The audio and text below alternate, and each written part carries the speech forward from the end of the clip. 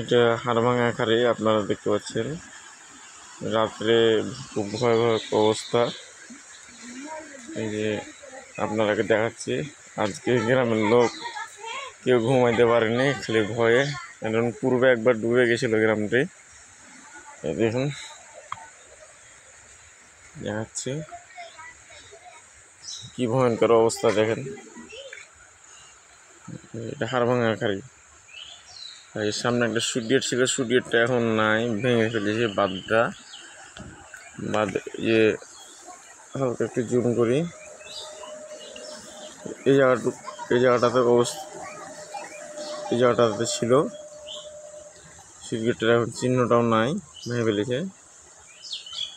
যে গ্রাম দেখ কি ভয়ঙ্কর অবস্থা।